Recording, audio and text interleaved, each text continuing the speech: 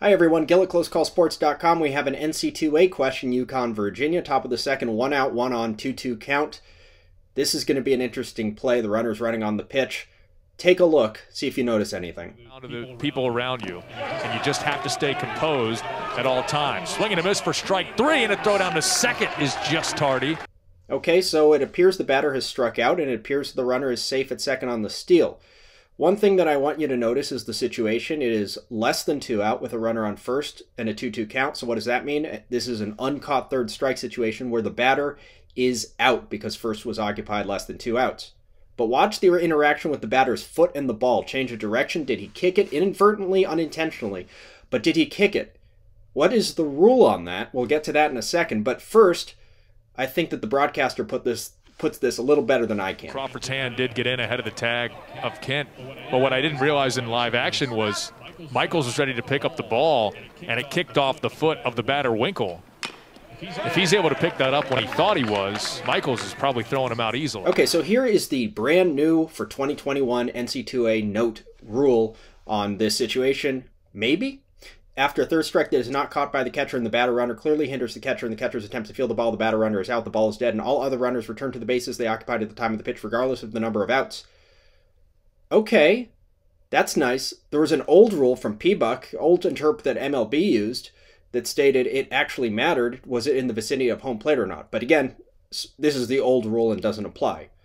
But going back to this rule, the NC2A rule, which matches the OBR version, the interp, it sounds like the batter runner's out, the ball's dead, all other runners return to the base they occupied at the time pitch, regardless of the number of outs. Right? Well, no. Notice the language, batter runner. Remember the situation. It's less than 2 out. It's a 2-2 count, and a runner on first base occupied less than 2 out. There is no batter runner. The batter is out for the strikeout.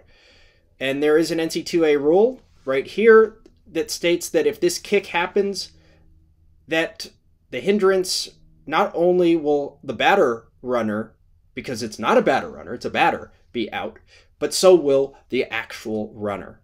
In other words, you can't have double outs on the same player. So because the batter is out for the uncaught third strike, less than 2 outs, first base occupied, that's 1 out. The batter can't be out for the interference act. So the runner has to be out for the interference act. And the NC2A book clearly supports that in multiple places. Thank you for sending that question in. If you have any other questions on any of these other plays, because this was a tricky play, it sure looked like the new NC2A rule about the batter interference with a batter runner third strike would apply. But on further inspection, no, the new rule actually does not apply to this situation simply because the batter was already out by virtue of an uncaught third strike in the unique situation of first base occupied with less than 2 out. Batter's out, second out on the play, can't go back to the batter, so you have to give it to the runner. It's a double play that will end the inning. Thank you so much for sending that question in. If you have anything else for us, CloseCallSports.com. We are on Twitter and Facebook at CloseCallSports. Subscribe to this channel, like the video, and we'll see you on the site.